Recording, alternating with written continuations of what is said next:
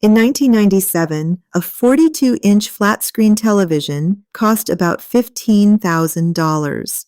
Today, a better one costs $300. Nobody threw a party about this. Nobody marched in the streets. It just quietly happened, the way it always quietly happens. And hidden inside that boring little fact is the most important economic force of your lifetime, a force that is about to go into overdrive and that almost nobody is talking about, honestly. So let's talk about it. The force is called deflation, falling prices. And right now, half of your brain just flinched because you've been taught that deflation is dangerous. Economists warn about it.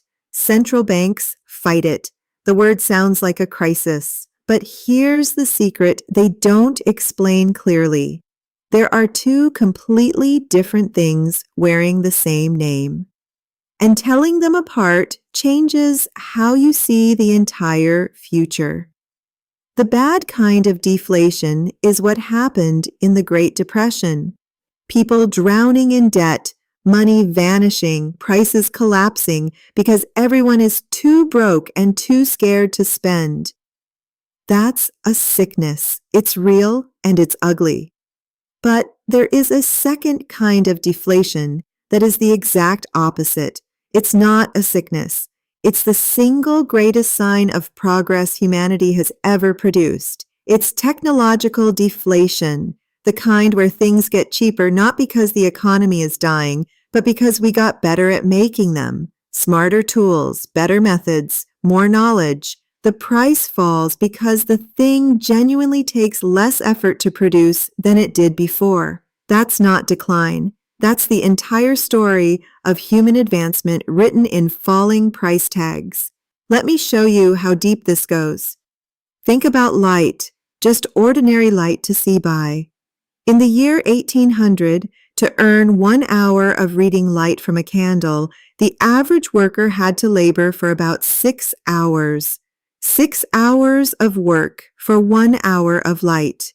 Today, that same hour of light costs you a fraction of a second of work.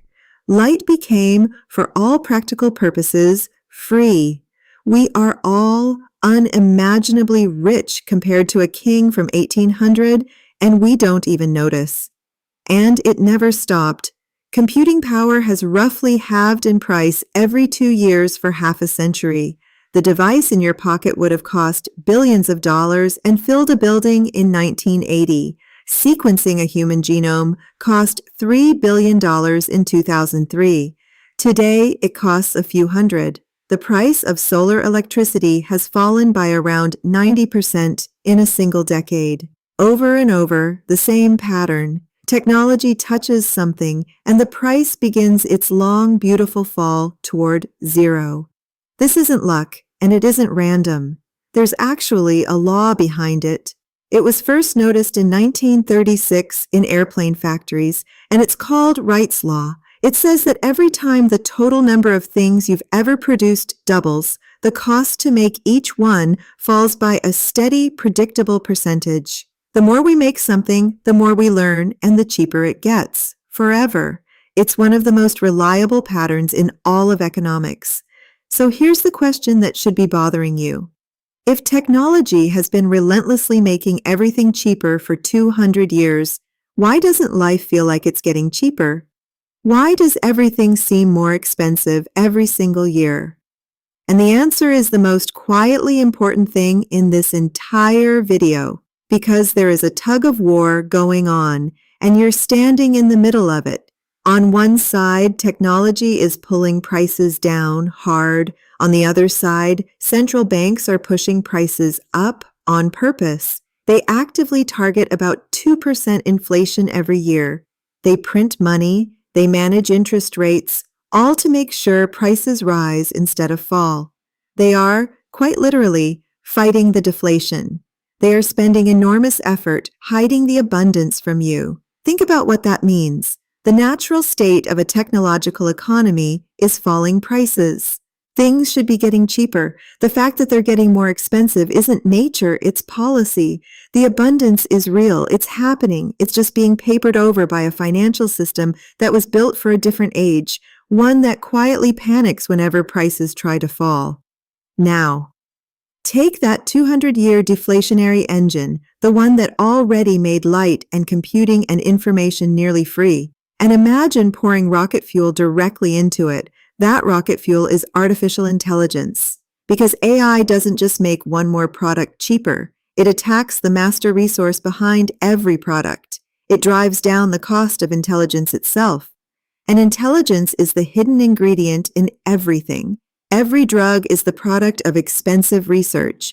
Every bridge, every chip, every piece of software, every diagnosis, every legal contract, every scientific breakthrough, all of it is, at its core, applied thinking. Expensive, scarce, human thinking. For all of history, intelligence has been the most expensive input in the world, and the cost of AI intelligence has been falling by roughly a factor of 10 every single year. Sit with that number, 10 times cheaper every year. Nothing in economic history moves that fast. And when the cost of thinking itself collapses towards zero, it doesn't just make one industry cheaper, it detonates a chain reaction across all of them at once. Watch the cascade. Cheap intelligence means cheaper drug discovery, so medicine gets cheaper, cheaper engineering, so building things gets cheaper, cheaper research into solar and batteries and fusion, so energy gets cheaper, and cheap energy makes literally everything else cheaper, because energy is baked into the price of every object you've ever touched. Deflation feeding deflation, abundance compounding on abundance. This is what people mean by hyperabundance. Not a world where you win the lottery, a world where the things that define a good life, energy, healthcare, education, expert knowledge, the help of a brilliant mind whenever you need one, all slide down that same curve that light and computing already traveled, down toward almost free. A personal doctor, a personal tutor, a personal engineer, available to anyone with a phone for next to nothing. Now let me be honest with you, because this channel doesn't do fairy tales, the road there is bumpy. A financial system built on debt genuinely struggles when prices fall because debt gets harder to repay. Jobs will shift faster than they ever have. We will need new ways to share the gains, or the abundance piles up in too few hands. These are real problems, and pretending they aren't is how optimists lose people's trust. The transition is the hard part. It always is. But here's the reframe that changes everything. We've been trained to think the goal of an economy is jobs. It isn't. The goal was always abundance.